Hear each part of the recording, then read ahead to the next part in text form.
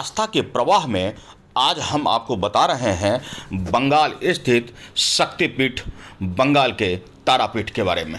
तंत्र साधना में वाम खेपा को यही मिली थी सिद्धि।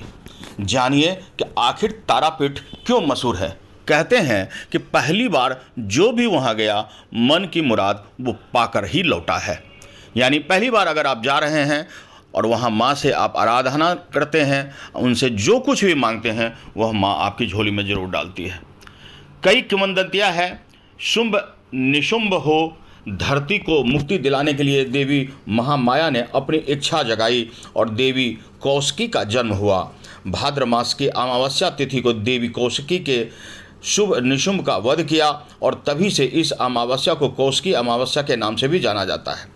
आपको बता दें, माँ काली का दूसरा रूप माँ तारा को भी जाना जाता है।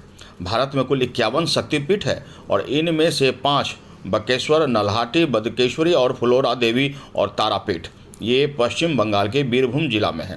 तारापीठ उनमें सबसे जागृत शक्तिपीठ है और बीरभूम जिला धार्मिक रूप से बहुत प्रसिद्ध है।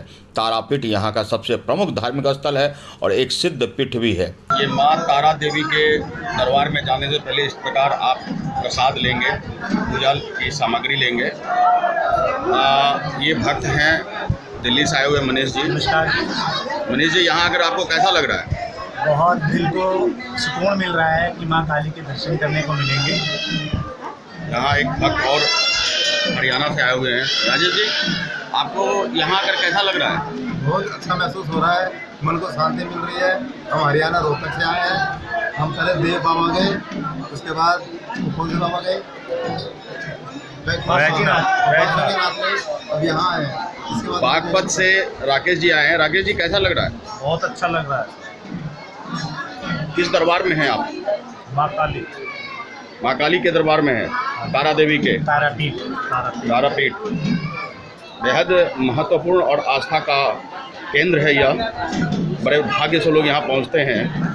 तो हम सब अगर यहाँ पहुँचे हुए हैं तो निश्चित मानिए कि कहीं ना कहीं इस पुण्य के लिए और हम सब की जो श्रद्धा है वह माँ के प्रति अटूट है, जो उन्होंने अपने दरबार तक हम लोगों को आने दी।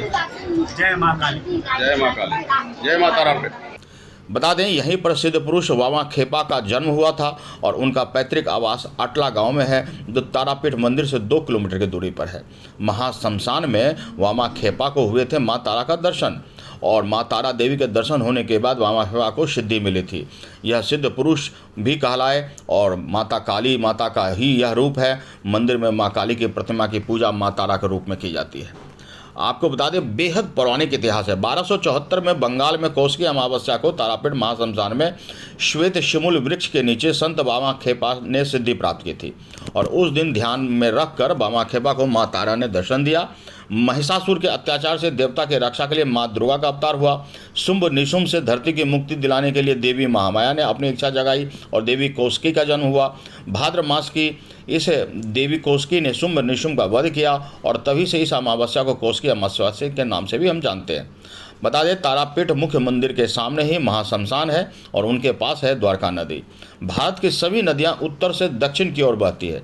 जी हाँ, ध्यान से सुनिए, भारत की जितनी भी नदियां हैं सभी जो है उत्तर से दक्षिण की ओर बहती है, जबकि यह नदी तारापीठ की दक्षिण से उत्तर की ओर बहती है, यानी उल्टी बहती है। बता दें कि सती की आँख की पुतली गिरी थी यहाँ। कहते हैं कि जब सती राजा दक्ष के यज्ञ में अपने शरीर को आवाहन कर दी, उसमें अपने आप को उन्होंने यज्ञ में समाहित कर दिया, तब उनके शव को जब शिव लेके जा रहे थे तब यहाँ आँख की पुतली गिरी थी।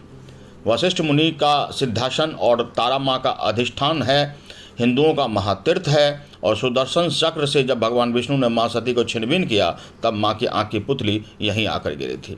यहाँ पर रतनगढ़ के प्रसिद्ध वैश्य रमापति अपने पुत्र को लेकर नाव से व्यापार करने आए थे। तारापीठ के पास सर्पदंश से उनके पुत्र की मृत्यु हो गई थी।